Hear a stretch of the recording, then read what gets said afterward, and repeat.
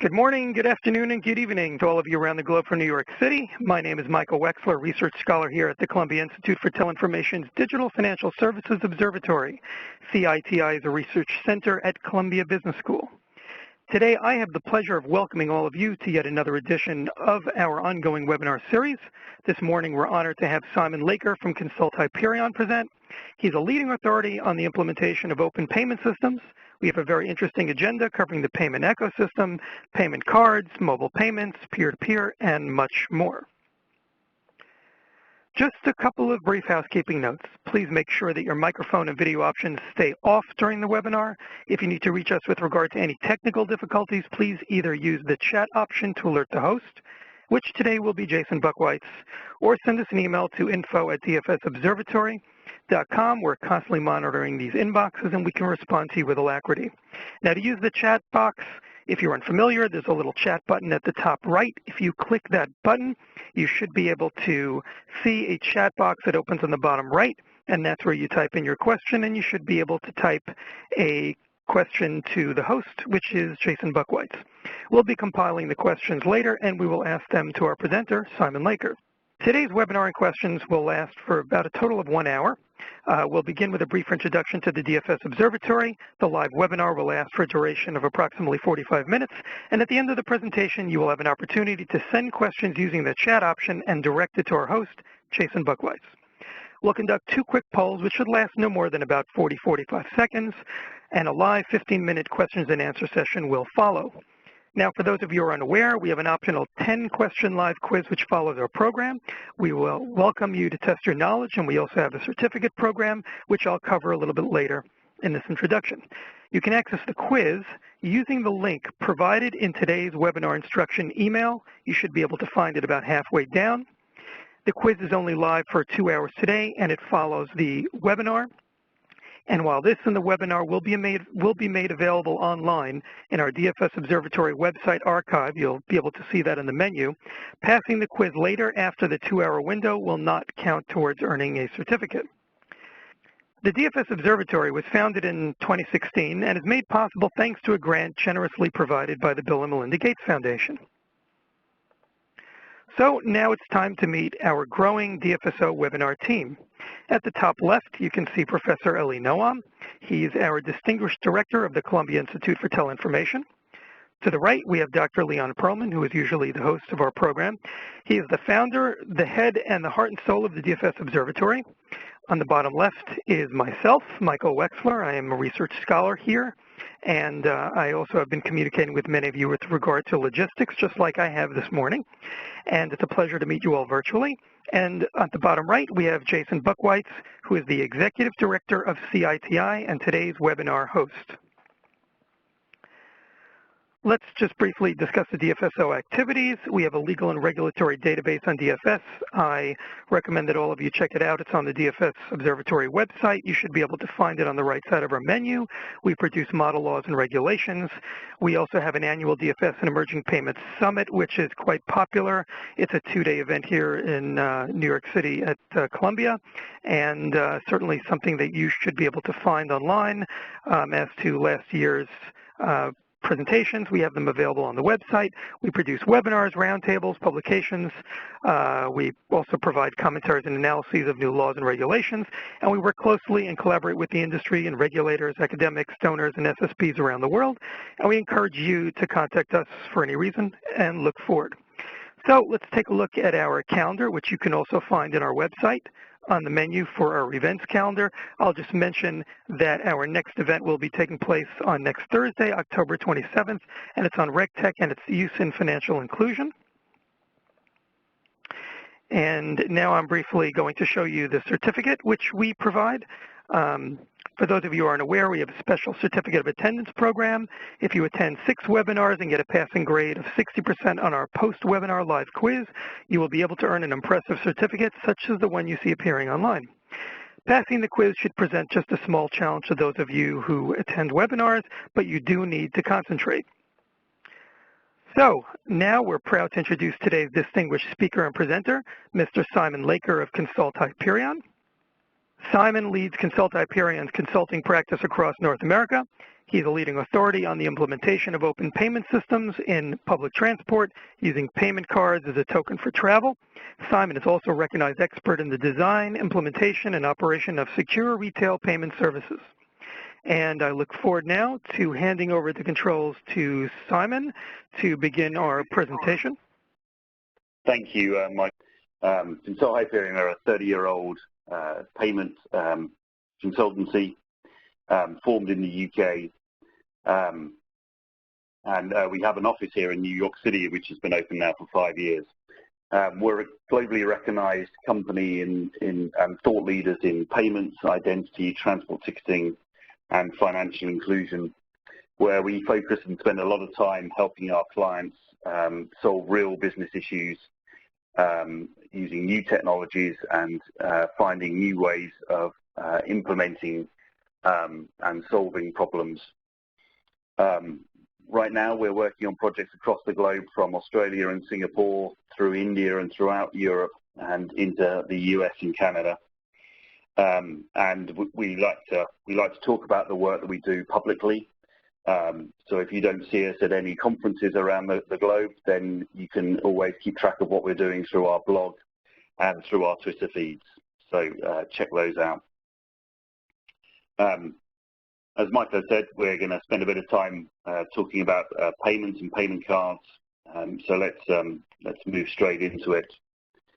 So the first key piece of understanding of how payments works is to look at how the major players interconnect for using the credit and debit cards that are in your wallets today.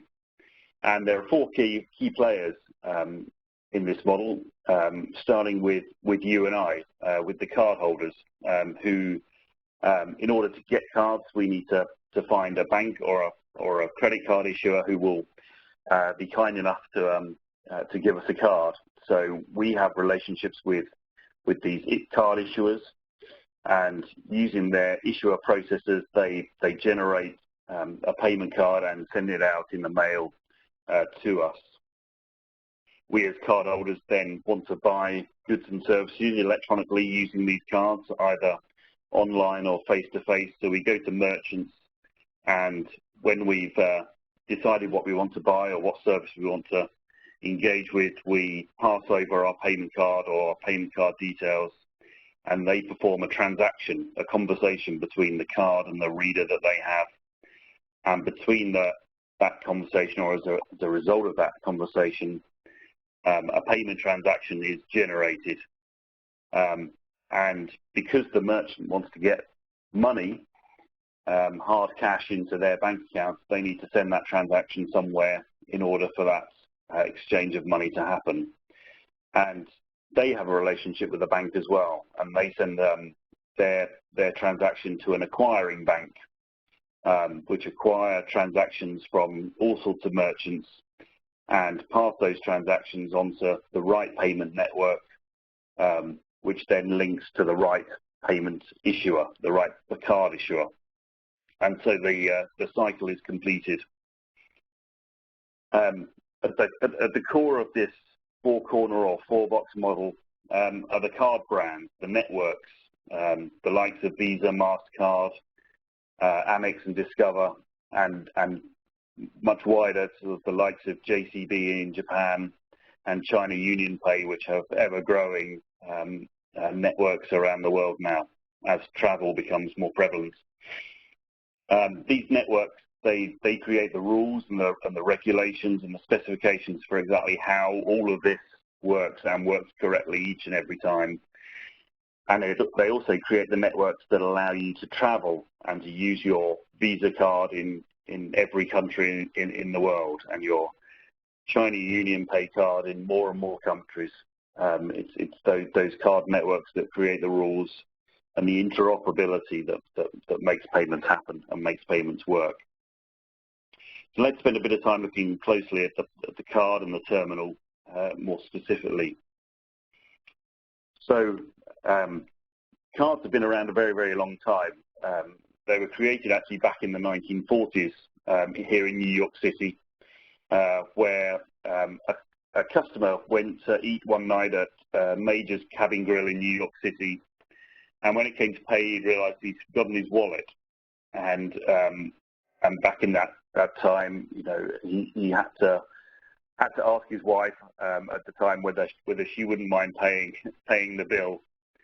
And that led to the idea by the owner of the grill that he should create a credit scheme for his best clients, and he called it a Diners Club, a term that may jog a memory for some people, because they exist today. The Diners Club International brand is still a brand owned by Discover Financial Services, but it started just as a paper card back in the 1940s, and over time some other card brands were created, some other networks created, and in the 1960s they launched the first plastic card.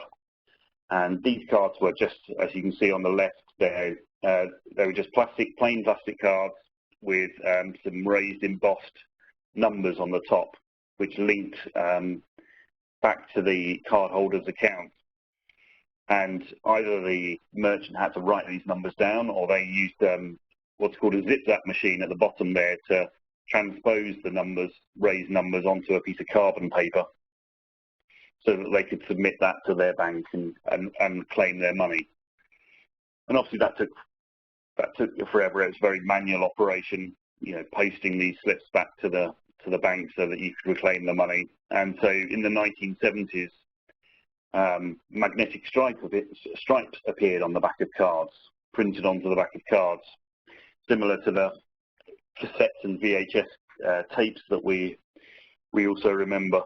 And these cards had static data on them that included that same account number that was on the front and the expiry date. And rather than being transposed mechanically, they were read electronically through a swipe reader, meaning the data could be captured very simply and passed through telephone and communication cables back to the bank. So that improved the speed of payment for the merchant considerably. But over time, you know, there were still problems even with that technology. The static data on the card meant there was opportunity for fraud. In Europe and other parts of the world where communications were hugely expensive, a lot of transactions were still carried out offline, and so merchants were feeling the pinch.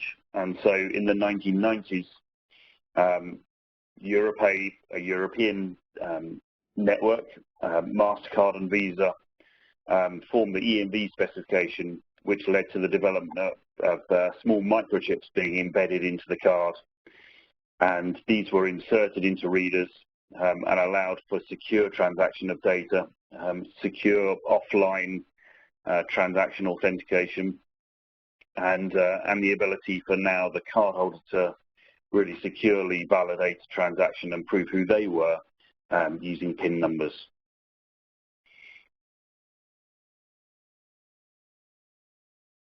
So let's have a quick look at what a magnetic stripe was. As I said, you know, they were static data cards, programmed once at card issuance, not able to change throughout the life of the card. The tracks contained data. There were 3 tracks on the card, and for example, the second track contained the card number, the 16-digit number you see on the front of your card, an expiry date, and some usage controls, such as whether you could use it in domestic markets or international markets, whether you could withdraw cash out of an ATM. Those kind of controls were programmed from the start and weren't able to be changed. And they were based on sort of international ISO specifications that were all published and available to anybody. And so it was very easy for fraudsters to go in and understand how the data was constructed and be able to copy those cards very easily.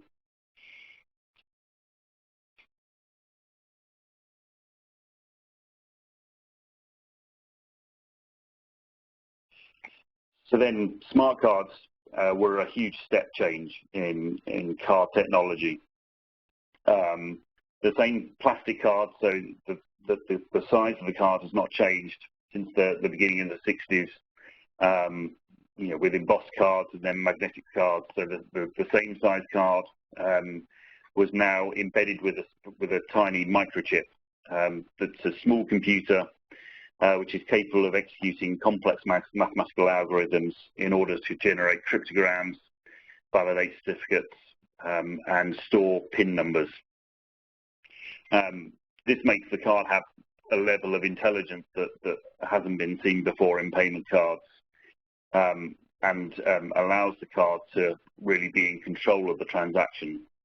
So rather than the merchant being the deciding factor as to whether a transaction is approved or declined, it is now the card on behalf of the issuer that makes the final decision. As I said, the chip can securely store secrets embedded within it that can't be extracted to the outside through the chip or any other means. So PIN numbers, as I say, secret keys can be stored well within the security architecture of the chip.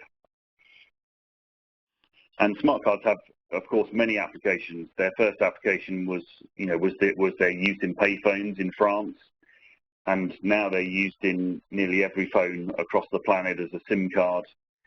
They're used for transit across the world, and they're used for secure access as well.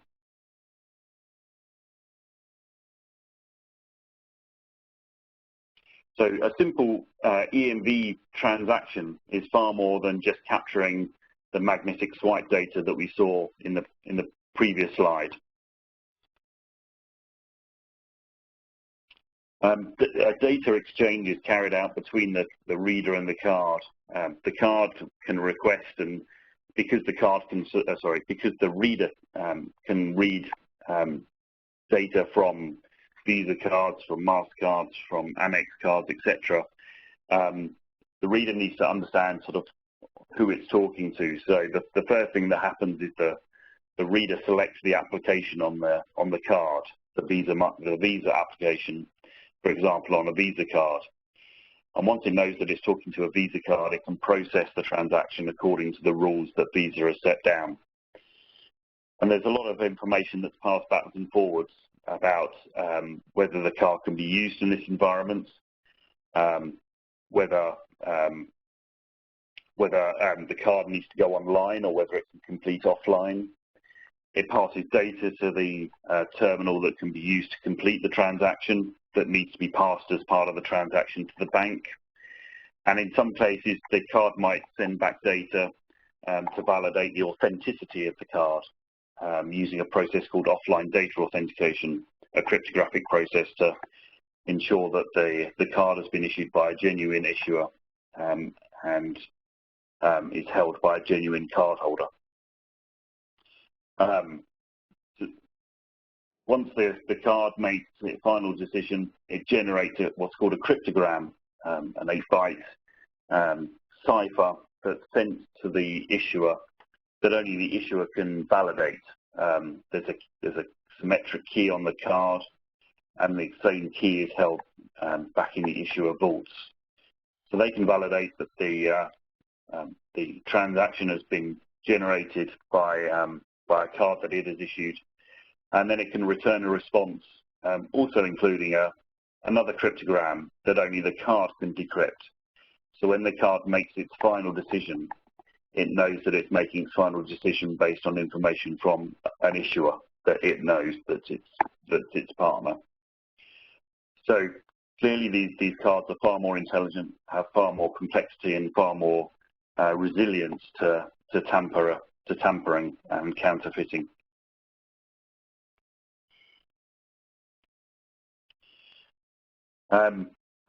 These same cards have been taken one step further. With the addition of an antenna connected to the same chip, it's possible to carry out contactless payments, where the same transaction is used to carry out very fast transactions, sub-half-second transactions, for merchants where speed is very important, such as coffee shops, news agents, tolls when you're driving past a toll. There are very wide uses for these, and they're in countries such as Canada, Australia, and the UK. Contactless payments is growing incredibly fast, hugely popular with cardholders who see the speed and benefit of paying without having to go online for a transaction or add a PIN for very low value transactions. All of this can be managed offline by the card.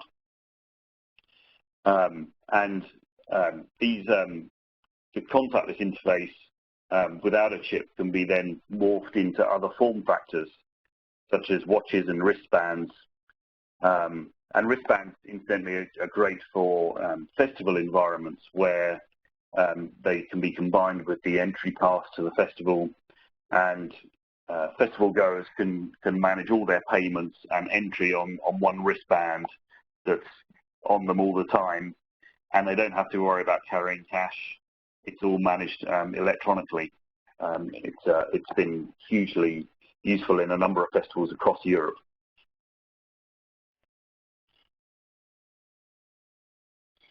So how does contactless work then? How does this mysterious transfer of data happen? Well, to be honest, it's just pretty simple physics. If you can all remember back to those physics classes at high school, where an electromagnetic field is generated, a pretty low level electromagnetic field. It only stretches about 4 inches away from the device, and that electromagnetic field has a frequency applied to it. And when the card comes within that field, the card is energized, and data is exchanged by simply varying the amplitude of that field one way and then the other.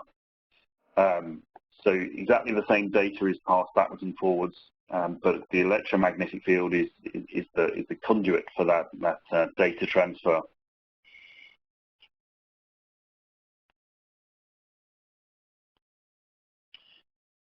The next step in the evolution of payments is into mobile payments, which are becoming more and more popular with the launch of Apple Pay and Android Pay and the like.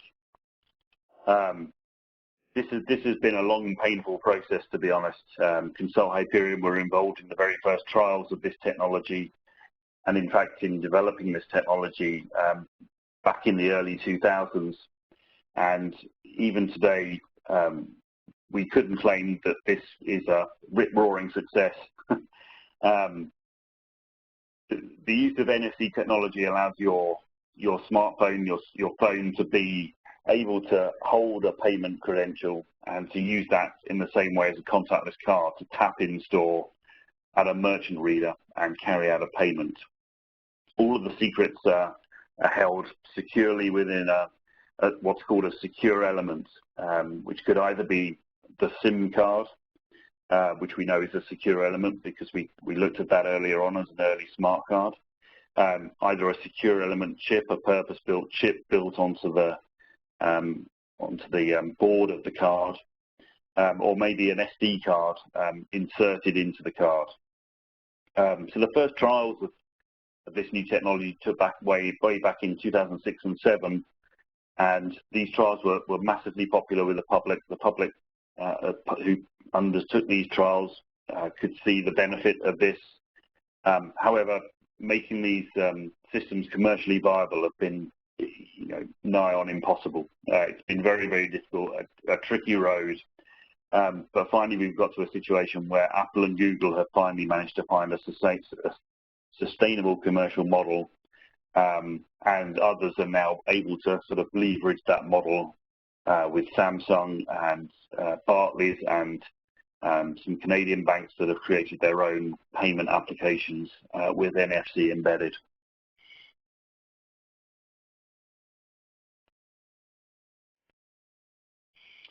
So how does near-field communications work? What's going on behind the scenes? Well, the core element to NFC is an NFC controller chip that's been defined by the NFC Forum, with specifications developed to allow it to manage the communications outside a mobile phone and communicate with the core elements within a mobile phone. So it can speak to operating systems, to app stores, and to the secure element, importantly, to get the secure data, acting as an interface between the secure element and the operating systems, importantly, and also to new technology steps of security, like trusted execution environments, or things like Samsung Knox, which you may have heard about. Applications can be written then on the operating system that talk directly to the NFC controller, and allow for sort of applications like transit and hotel entry systems. SPG particularly use door entry systems based on NFC. But NFC is more than just emulating a payment card or a hotel door entry card or a transit card in our mobile phones. It allows for much more, in fact, two other things. As well as card emulation, it also acts it can act as a reader emulator. So you can touch a contactless payment card to the back of a NFC phone with a reader application on it, and perhaps a small market trader could carry out low-value contactless payments using just their mobile phone without the need of a dongle added to it. Additionally, NFC allows for peer-to-peer communications between one mobile device and another. This is particularly used today in Android phones, where you can pass data between Android devices, pass settings from your old Android device to your new Android device, and this is all part of the NFC ecosystem. So I talked about, or I made talk about the secure element because it's such a vital part of carrying out payments on mobile phones, because core to payments is keeping keys and pins and very secure held on the device.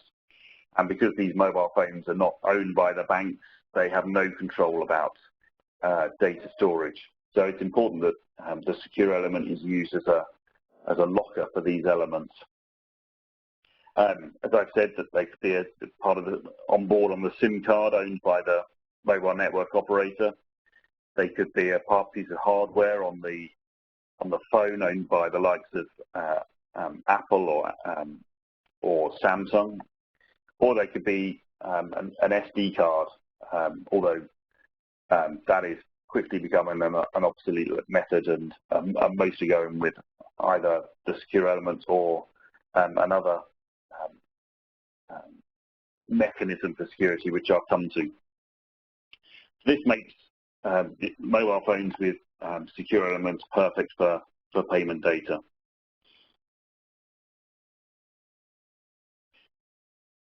So there are some alternative approaches to doing payments that aren't just using the secure element. There is a mechanism where the secure element could be held on the cloud, and this is known as host card emulation, where the card details are held in the host and they're emulated in the mobile device. And the way this works is that, for instance, at the beginning of your day, you download some credentials that can be used one by one throughout your day as you tap and buy things in merchants. And this is how card payments are used on Android phones, on a lot of Android phones, not all of them.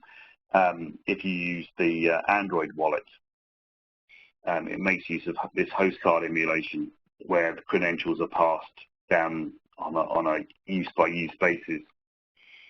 Tokenization is an important aspect that allows specific information to be further obfuscated on the device. So I'll come to that more in a moment.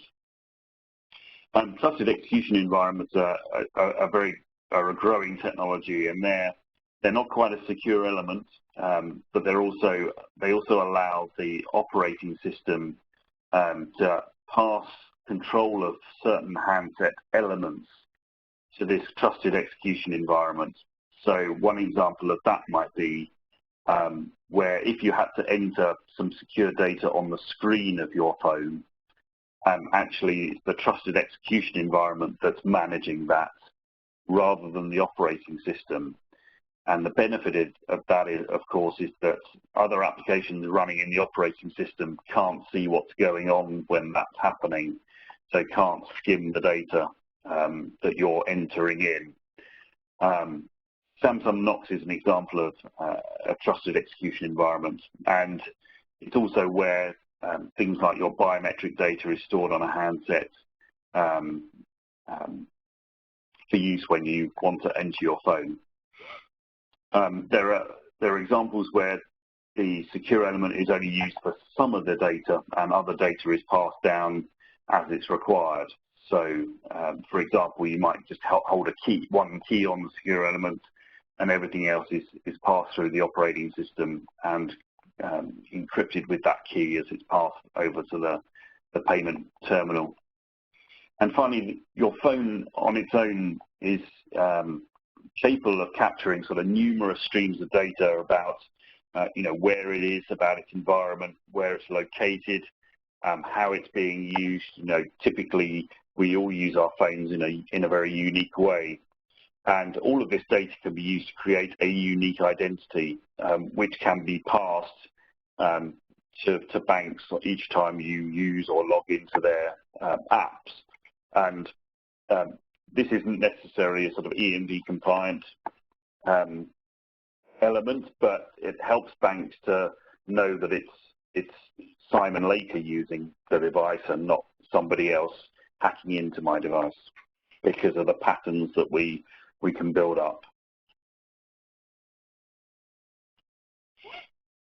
So I said I'd come back onto tokenization. So very simply, the 16-digit number on the front of your card is a critical element in payments.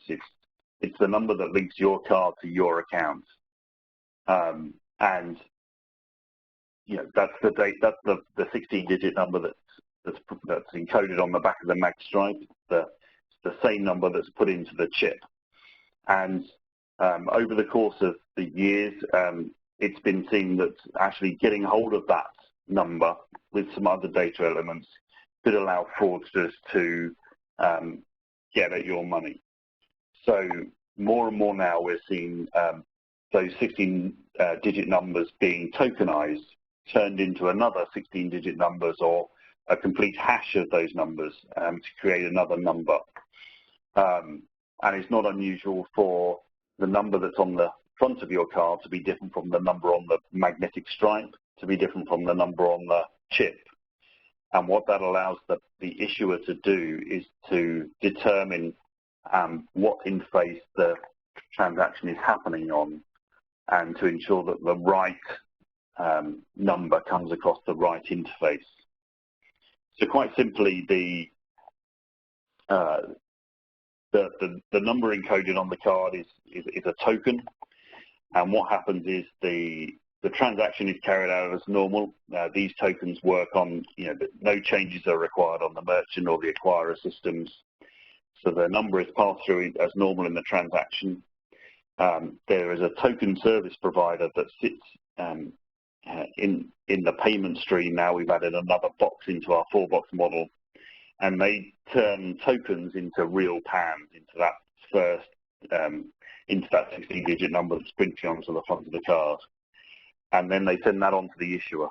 And the issuer can obviously understand that now, so they carry out their risk checks and their authorizations.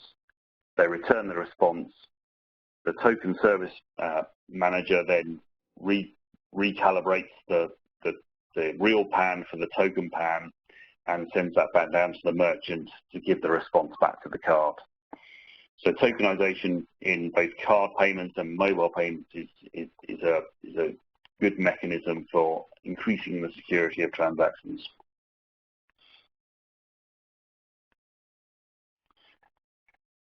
In all the sort of development of normal mobile payments, I'll call it, with EMV cards and doing card payments on mobiles, a number of alternate payment mechanisms have come about, and perhaps the biggest of these is peer-to-peer payments, where rather than using the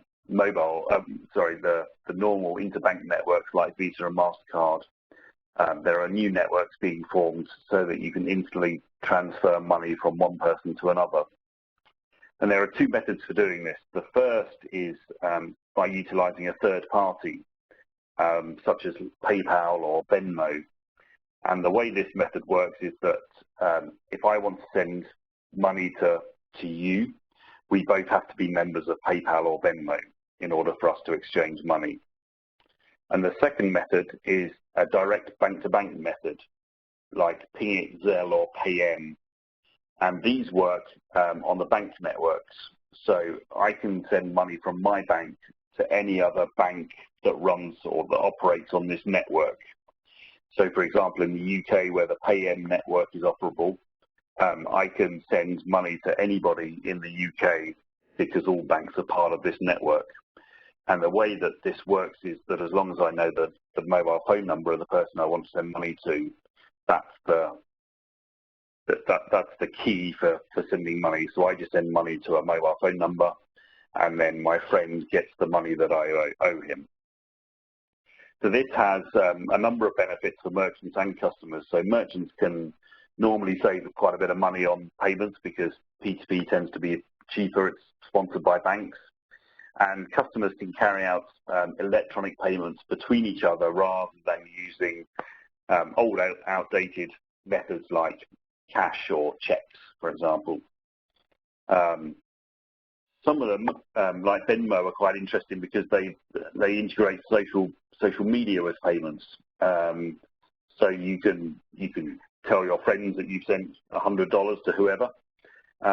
And actually, interestingly, yesterday they've just announced that they've reached 2 million online merchants. So you can use it for online payments as well as transferring money to friends.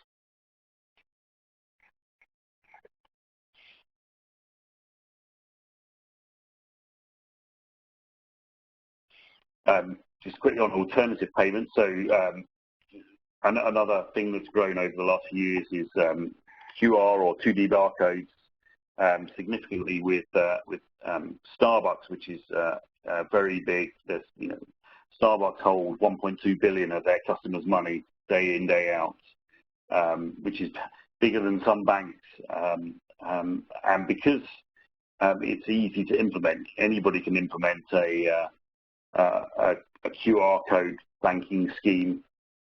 It doesn't rely on special hardware. Just normal phones, even feature phones, can display a barcode. It doesn't rely on payment networks. It's all managed within the sort of the mobile and the comms infrastructure, and it's become extremely popular, sort of with things like Level Up, Walmart Pay, and Chase Pay in the US, Starbucks across the globe. And most significantly in China, WeChat, which is a social media platform at the heart of it with over 1 billion active users, has over 300 million people use their WeChat Pay option, which in major cities is pretty ubiquitous. And colleagues who have traveled to China have said that everyone uses WeChat Pay. It's used for in-store, online, bill payments and peer-to-peer. It's a massive growing alternate payments, and so much so that the EMVCo, the people that write specifications for traditional payment cards, have now got a specification for QR code payments. It's turned the heads there, and clearly this could be where payments are heading for normal payments. There's a bit of convergence happening here.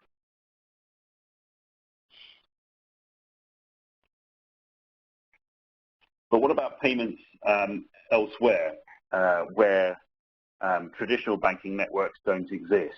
How are people transacting in areas where there aren't banks, where there hasn't been much critical mass? What's working in the future?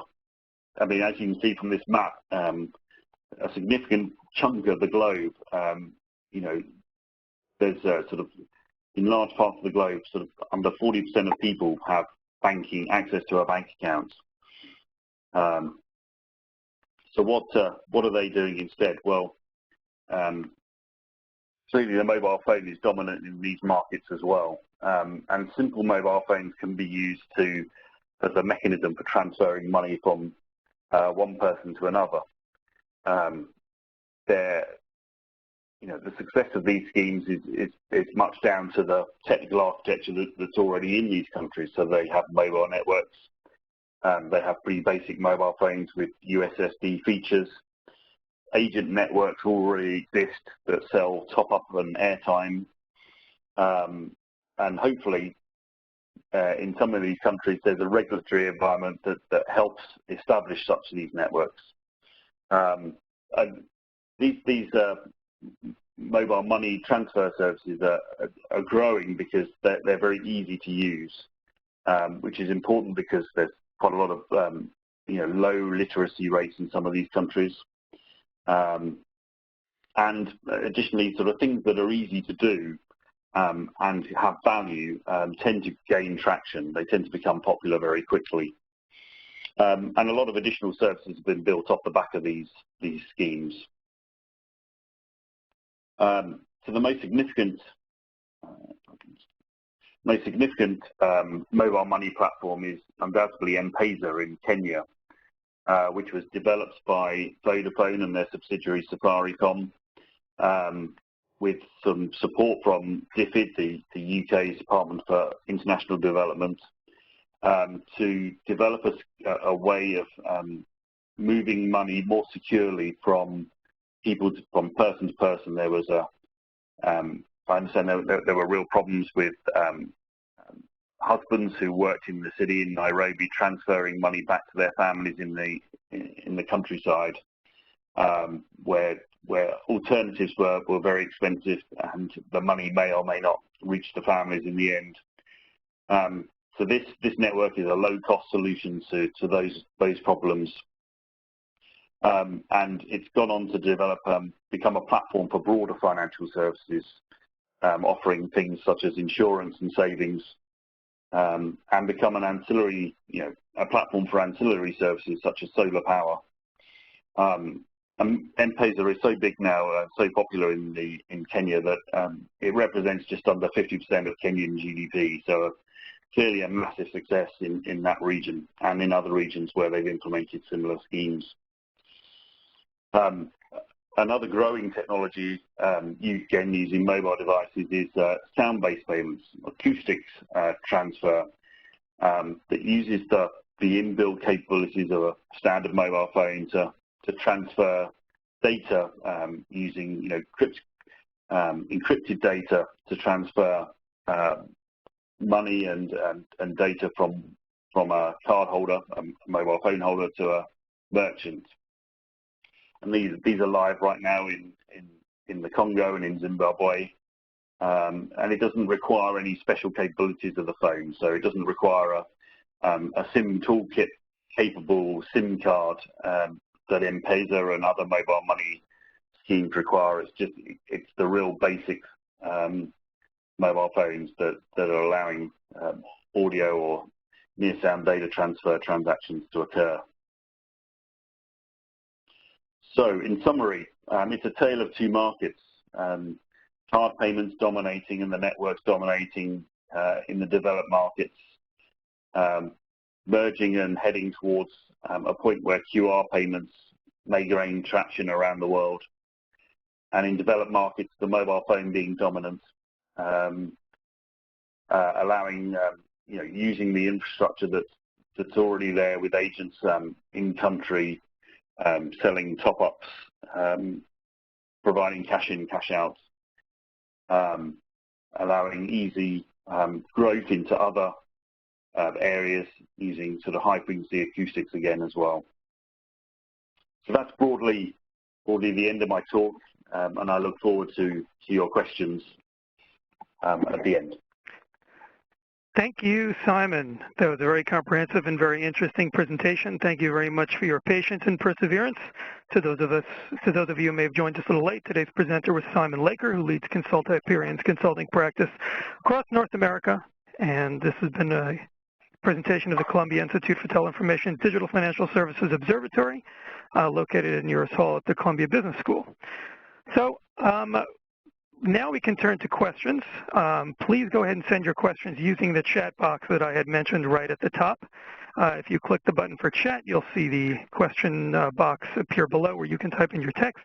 If we can, for just a moment, I'd just like to run a very, very brief poll for no more than 30 seconds. And if you can, I'm going to open up the poll right now.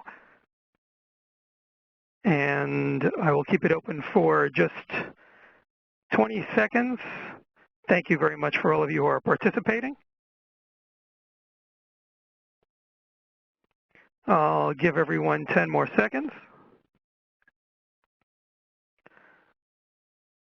Okay, 5 more, and then we'll get to questions and answers. And remember to use the chat box, and you should be able to see Jason Buckwhite's at the bottom. Thank you all so much for providing us your information about polling. We will now go and turn it over to questions and answers. I actually had an interesting question for you, Simon. You had mentioned WeChat, which is a very popular app, and I know that a number of my colleagues use KakaoTalk and WhatsApp and a couple of others. Do you see some of the same type of features and offerings provided on these other competitive apps? Yeah, I mean, I think the integration between social networking and payments is quite interesting, and it's growing. I mean, Apple launched recently with iOS 11 an ability to send payments using Apple Pay through the iMessage messaging platform. We know that you can do the same on WhatsApp and in Facebook Messenger. So there's clearly an integration between, an obvious integration between social and payments. And I think as that grows and expands, clearly as we've seen in China with WeChat, I think sort of merchants will start to hook into that. We've seen that with yesterday's announcement from Venmo, where they have 2 million online merchants. That's a huge number in such a short time of that scheme. So clearly there's a synergy there, and I can only see that growing. I think it will take older people like myself to a little while longer to get into that. But clearly the millennials and the youngsters clearly see some use and some benefit from that. Well, speaking of us older people, here's a question to the younger people. I've got a question here, which is, could you please elaborate a little bit more on how QR payment works? And QR is really something I think that is popular with a younger demographic, but maybe would it be possible you can elaborate? Sure. So the QR code, I mean, so there are a number of different implementations, and I wouldn't say that they were all work the same, but an example is that your identity, or the identity of where your account can be found, where your financial institution is held on a QR code, most likely with some dynamic data in it, some encryption in it, and you present that to a merchant, and they can scan that using a fairly cheap scanner, and they then, in the same way that they collect data from your payment card, can submit that in a transaction to your bank, which is approved or declined, depending on how much money you've got in there. So in answer to the question, it works pretty similarly to a credit or debit card, except that it's on a screen and it's on a mobile phone. So there's much more information that can be built in as part of that application. So you can have live messaging from your bank to say, you've just done a transaction here, is that right? So that so that if someone did a screenshot of your code and managed to carry out a transaction, you could know that that's happened and stop those sort of transactions going on. So adding the QR code to a mobile platform that allows much more sort of richness of data to go backwards and forwards adds to the appeal. So now we're talking about apps, we're talking about QR codes. I've got another one which I think deals directly with this issue, which is how should merchants deal with the ever-expanding payment acceptance solutions? That's a question I get all the time. Not surprising. With caution. It's about knowing your customers and knowing how they want to pay. I mean, first of all, it depends where you are. I mean, here in the US, clearly, payment cards are going to dominate. Cash is going to remain ever popular. Do you accept anything else for convenience? Well, if you're a sandwich store, or if you want to get into loyalty, then you may implement QR. Have a QR platform as well, because you could, give the 10th lunch free, or offer, loyalty options like that pretty simply using one of these QR code platforms, such as Level Up. I see a lot of here in New York City. So I think it depends on who your customers are, what you're offering, and how you want to engage with your customers. Do you want to have a relationship with them? So some merchants don't want to; they want to get them in and out. Others want to sort of build a relationship and look for ongoing business. And so, some of these more alternate payments can offer a way to further engage with their customers. So here is a question that I think is quite relevant, especially with the stated release of the iPhone X. The question is, what do you think about facial recognition software to take payments? I just bought the iPhone 8. So it's interesting. So I think personally, I've been quite a biometric skeptic over the years, because while yes, you might sort of get the right match 90% of the time, but there's always that 10% issue where it doesn't match and you're in a queue and you want to run out, or something goes wrong, or someone picks up your phone and scans your face and runs off and does a transaction. So there's always been that. I mean, banks have had, were really concerned about using biometric, the Touch ID biometric, thinking that people could chop your fingers off and go and steal a load of money out of the ATM. That was a genuine concern for some banks and some issuers who didn't want to create that vulnerability for their cardholders. So, things have evolved, and you need a living thumb to be able to do that Touch ID now. So the technology is moving on, and I think things are getting better. Do I think facial ID is ready for use yet? I don't know. I enter the UK every time I go back to the UK and fight with those border entry systems that never recognise my face. So for now, I'll remain sceptical and stick with my iPhone 8. I know you feel. I've got another follow-up question. I just only have time for one or two more. Also with the evolution of these payment systems, can you elaborate on the system risks and weaknesses in terms of data breaches and fraud?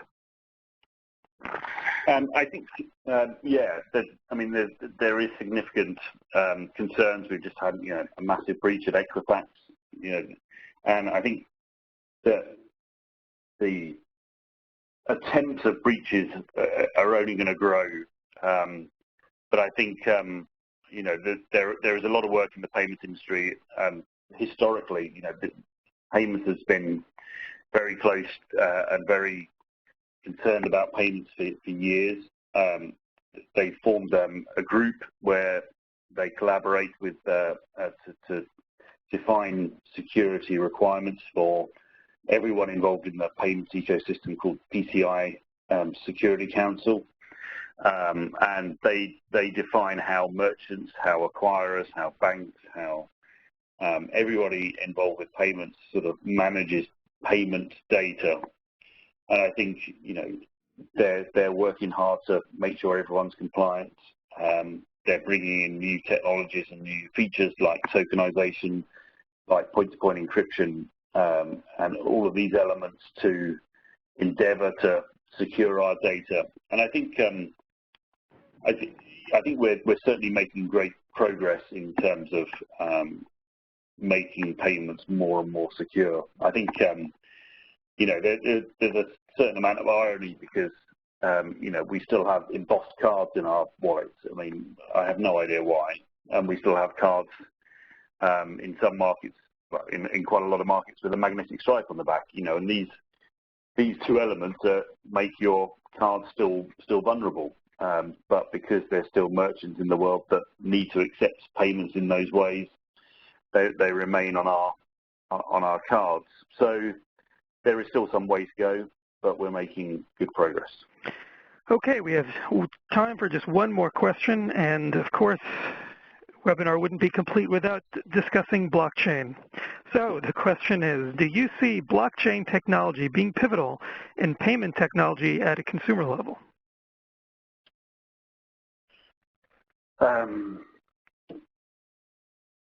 Not for a while. I think, yes, you'll see lots of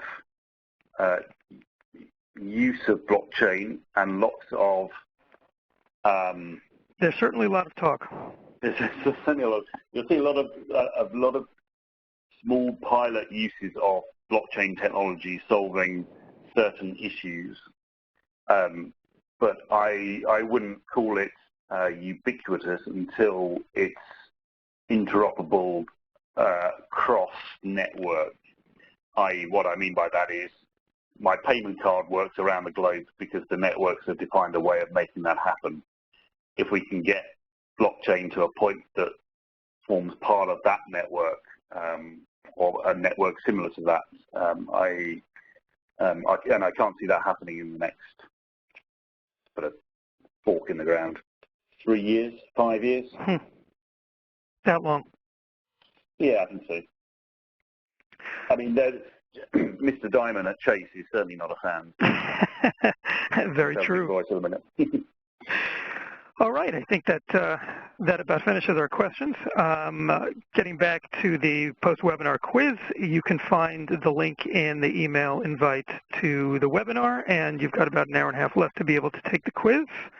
Again, next Thursday we've got another webinar on RegTech and its use in financial inclusion.